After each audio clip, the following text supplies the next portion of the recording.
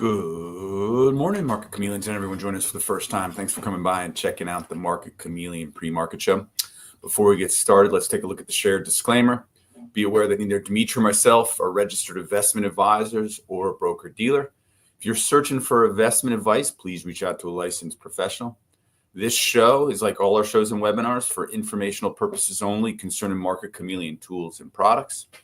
With that, let's lose the disclaimer after one last look. And let's welcome Dimitri Pargamonic to the screen. How you doing, Dima? Good morning, Will. How are you? Good. Well, it's Friday. One last trading day of the week. Yes. What are we looking at today? Iron butterfly strategy? Yeah. And this continues on our conversations looking at strategy benchmarks and the cost of use different option strategies. Let's go to SPY. We use that as our example. So type in SPY in the search box on the left-hand side. You have this menu here. Go to options, click strategy benchmarks. And I'm going to close this menu to expand our screen. Up top, you'll have these different tabs. And on each tab, it has a different option strategy. We're going to scroll all the way to the right and click on, wait, did I say the iron butterfly, correct? So let's click on iron butterfly and then quickly look at what is the strategy and how do we track the value or the cost of the strategy over time. And over here to the right, you see this sample payout diagram. And there are 4 legs to an iron butterfly. And this is an example of what it could look like at expiration if you do these sides. Okay, so over here, we see you sell a call strike B, which is right where the stock price is. And you sell a put strike B. So it starts out like selling a straddle, right? You're selling the call and the put on the strike that's equal to the stock price. And then you buy a call strike C, so you can see above the current stock price, and you buy a put strike A below the strike price. So if you do this side of the strategy, this is what it would look like at expiration. As you can see here, your sweet spot is that the stock expires on expiration on your short strike. And this way, all the options expire worthless and you keep whatever you sold this strategy for. If the stock moves beyond what you received, that's where you start losing to the downside or upside. But unlike just selling a straddle, which has unlimited risk, here you cap your risk because you bought the wings. And at some point those stop you out, strike A and strike C. So this is what it would look like at expiration. And from this side of the strategy, you can see you don't want the stock to move. It's not directional. You just don't want it to move away from this strike, or definitely not outside this green area, which is what you received for putting the strategy on. Now that we understand the strategy, we have a quick reference. Here's the outlook. What is, if we do this strategy, well, what is the cost of it? And what is the relative value based on history? And to do that, we need a benchmark, right? We need to create a benchmark so we could quickly understand, its current cost versus is it on a high or low range of history? What are the markets indicating? How do we compare it to iron butterflies across assets, across different expirations? And similar to the VIX, we create this benchmark to help us do that. Now, the first thing we need is to benchmark days to expiration. And here we use 30 days to maturity. So it's a 30-day constant maturity iron butterfly. Similar to the VIX, we use the surrounding data, a methodology and formula to create a 30-day synthetic option. And we have to define the strikes. Since the stocks are moving around and the strikes and the relative strikes are different distances from the stock price, we normalize it by using percentages. So we use the at the money and 5% above, 5% below. Okay, so here you see you're selling at the money call with 30-day maturity, selling the at the money put 30-day maturity. You're buying a call 5% above the at the money and buying a put 5% below the at the money. Okay, so this way we're looking at this benchmark constantly using that methodology. And now that we defined it, what is the cost of it? Okay, in this situation, because we're selling that the money buying the wings, well, you're selling where the premium is the highest at the money. That's where the time premium is the highest. You're buying the wings, so you're receiving a credit.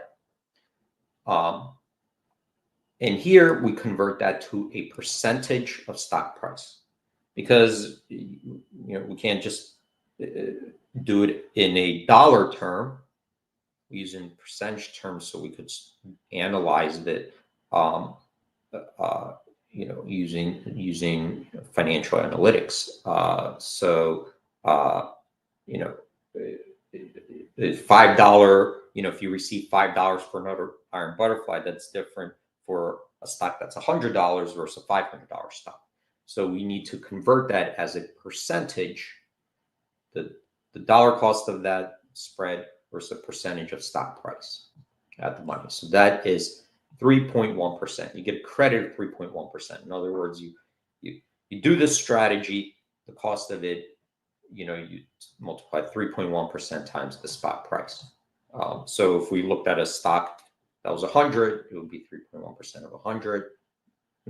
Stock 558, it's 3.1% of 558. So now we have this. How do we know where it is relative to history?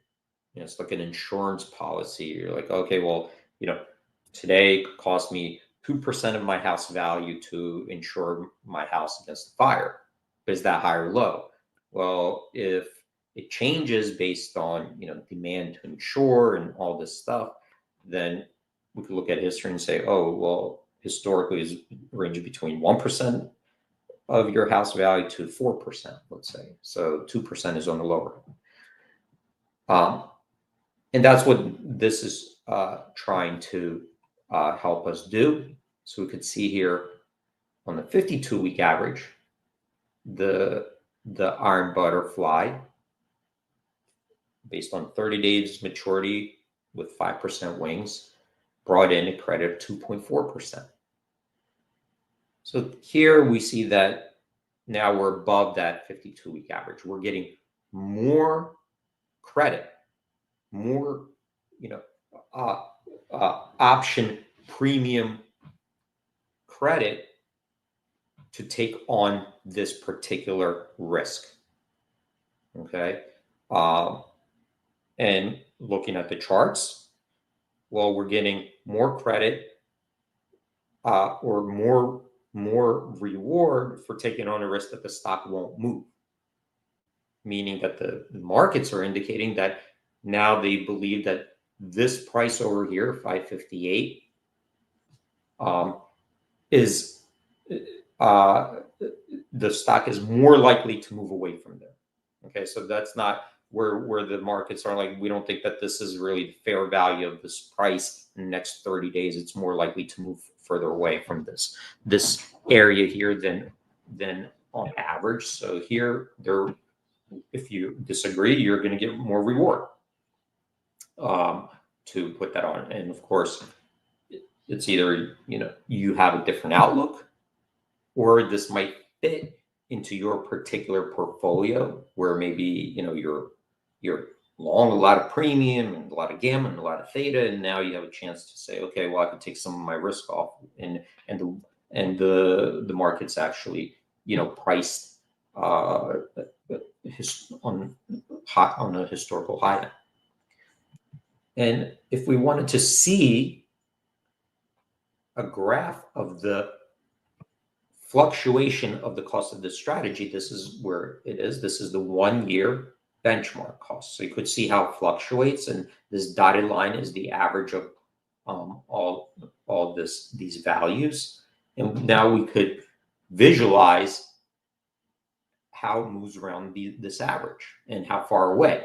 So you could see here, that there's a big drop over here.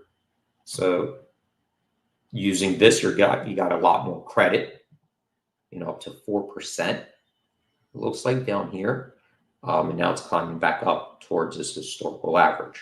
So once it got down here, the markets were signaling like, we're not staying here, right? That's what it is. Wherever it was around here, the markets were signaling there's no way, or not no way, but there's a high chance that wherever this stock ended up right now, we're moving away from that area. And that's what this butterfly cost was signaling here. Okay. And as you can see here, now it's climbing back up to its historical average. Still far away, right? We're still kind of, even from history, you could see we're still far away from that average, but it's starting to climb back up. So that's a key takeaway from here, from looking at this benchmark. And we could, just once we understand this benchmark, know how to read it, we could come to it and just get that insight really quickly. And we could now start making comparisons. Well, what about on a 60-day? So in the 60-day, you could see you're getting 3.7% credit versus a historical average of 3%. If we go out to a 90-day, you're getting a 3.9% credit versus historical 3.4%. And on a 120-day horizon, you're getting a 4.1% credit versus a historical average of 3.7%. And we could also, just by the graph, see that the shorter term maturity has wider fluctuations, right, over here. So now that we have this, we could also look at similar products, because one strategy is you could trade cross asset. You could sell a butterfly. Now that we normalized it, right? Now that we see it, we could compare it. If we believe that the markets either will all move together, one beta, or all sit together with one beta, well, let's look at what similar butterflies look like, iron butterflies. So let's compare it to QQQ. So now we have this at 3.1%, right? 3.1%. What does QQQ look like? Type in QQQ, and here we see 3.4%. So in this situation, you're getting more credit, right? On a relative basis, you're getting more credit than in the SPY. And it makes sense from a historical perspective, because the QQQ moves at a higher volatility, right? So QQQ moves at a higher volatility. So this is more in line with history. But if your outlook, let's say your particular outlook is, I think that the markets themselves are going to move closer to a 1 beta, because we have like this systemic uncertainty, then this is a way to compare similar products to see, well, if they don't move, well, I'm hedged because I'm selling one versus buying another, right? So one should decay, and then I should collect the decay on the other. or if they all move together, well, I'm still hedged because I bought one, sold the others. So if your outlook is one beta, that's one other strategy to consider. So here I'm going to stop right there because I think I covered everything that we aim to do. All right, D. Great job, my friend. Another interesting webinar using the benchmark tools. With that, we end the week of webinars. Everyone have a great weekend. Safe trading day today. We will see everyone on Monday. D, any last words for the Chameleon community? Thanks for joining. Stay safe out there. Have a great trading day and a great weekend, and we'll see you Monday. Have a great weekend, everyone. Bye.